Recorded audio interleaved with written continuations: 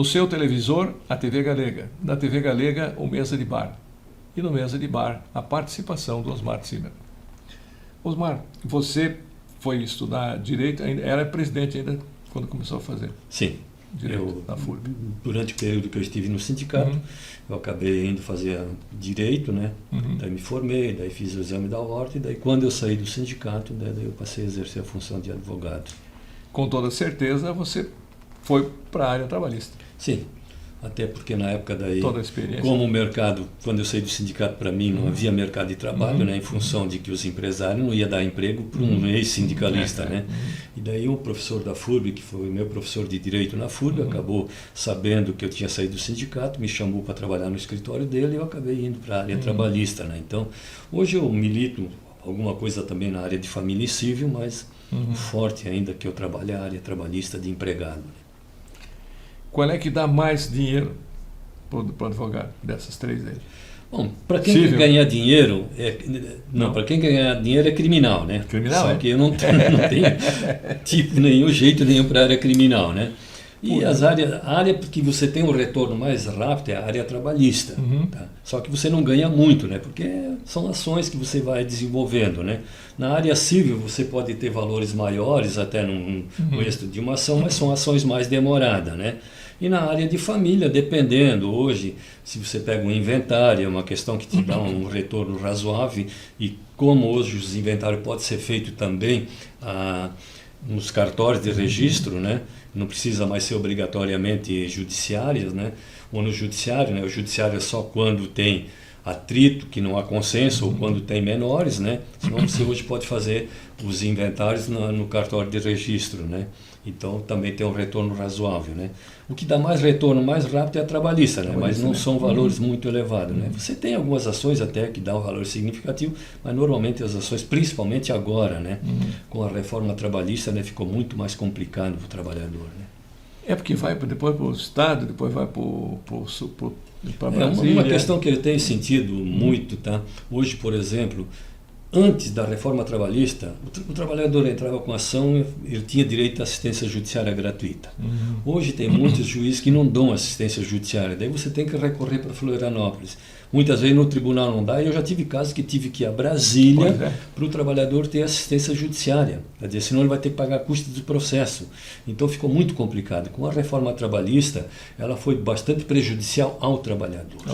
Porque ela tirou muitos direitos do trabalhador, tá? Dificultou o acesso do trabalhador ao judiciário, embora muitos juízes dizem que não, mas ela dificultou. É claro que havia também anteriormente muitos advogados que pediam aquilo que não tinha direito. Tá. E hoje, se você pedir qualquer coisa que não tem direito, você corre o risco do trabalhador ter que pagar honorários para a parte contrária. Então você tem que analisar muito bem. Na verdade, assim, às vezes você trabalhava 3 meses numa empresa, né? Um péssimo trabalhador, saía, tocava uma ação, pedia... Muitas vezes acontece, o cara me procura, doutor, eu queria entrar com a ação porque o meu encarregado disse isso ou aquilo, tens prova? Não.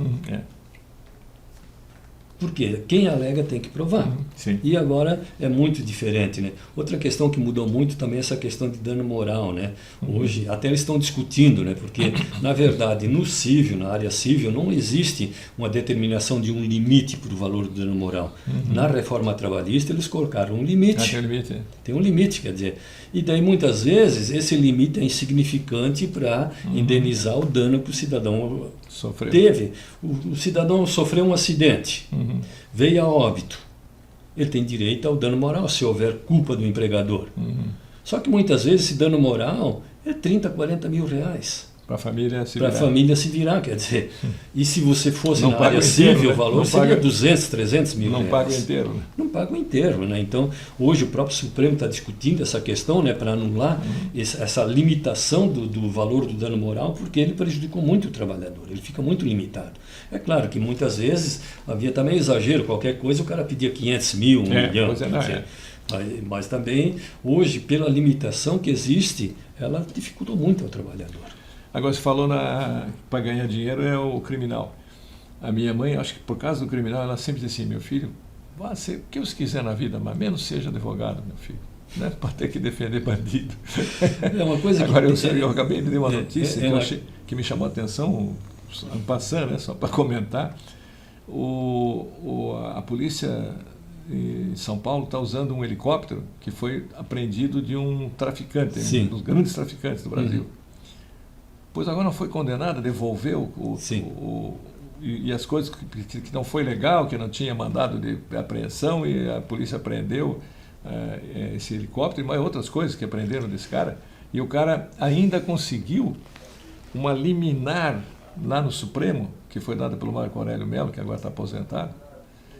E o presidente do STF, até o Fux, quando viu, cancelou, mas já tinha sido solto o cara e sumiu. Estão procurando ele até hoje. Na verdade, o nosso judiciário hoje ele tem uma série de questões, né? Principalmente dentro do Supremo Tribunal Federal. Eu acho que eles estão julgando questões que não é a alçada deles, não é destinado ao Supremo Tribunal Federal. Principalmente você vê ali ministro dando liminar para soltar traficante, uma série de questões. E a área criminal, ela nunca me chamou atenção, mesmo na época da faculdade, eu nunca tive interesse por essa área, até porque eu estava dentro da área do sindicalismo, né? Então sempre tive voltado para o trabalhador, né? Mas eu tenho colegas meus que se formaram comigo, que são bons criminalistas, né? E que adoram essa área, né? Então é uma das áreas que, como eu disse, né, tem um retorno bastante grande, né? Só que é aquela questão, né? Você vai defender traficante, você vai defender... Claro, todo mundo tem o direito de defesa. Todos têm o direito de defesa. Mas, sei lá, eu não conseguiria fazer isso, não daria para defender, por exemplo, um traficante, defender um estuprador, coisa. Eu acho que eles têm direito, mas para mim não serve, né? Eu prefiro defender um trabalhador que muitas vezes é prejudicado, que eu sei que ele depende daquilo ali para a sua sobrevivência. E quando é um júri, aí o advogado não só tem que conhecer a lei, como tem que ser um bom orador. Um bom ator. Né? Sim. Tem que chorar, tem que fazer tudo. Na época da faculdade a gente fazia como estágio, né, essa situação, e depois de formado, até umas 2 vezes eu participei de tribunal de júri com um colega que é criminalista, até para voltar a ver isso ali, né, mas você vê o que acontece ali, né, que é uma encenação que não tem tamanho, né? Você vê o Ministério Público fazendo encenação, você vê o advogado do acusado fazendo encenação, na verdade é para a plateia, né, para convencer o júri, né? E muitas vezes convence, outras vezes não convence, né? E daí aquela questão toda, né? Depende muito do crime que a pessoa cometeu, se houve uma comoção da comunidade. Por que muitas vezes o advogado criminalista que defende o acusado protela ao máximo o julgamento? Porque vai se esquecendo, e a imprensa vai esquecendo e tende a pena ser menor. Não tem aquela pressão no jurado. Quando o cara comete um crime, principalmente um crime de onde é julgado logo em seguida, pode contar que a pena vai ao máximo. Ela vai ao máximo. Nós vamos fazer pausa novamente para tomarmos o nosso vinho da rede, um vinho lá do Douro, que eu pego aqui na Quinta Portuguesa, né? E já a gente volta com o nosso 4º e último bloco do nosso Mesa de Bar de hoje, que tem a participação do Osmar Zimmermann.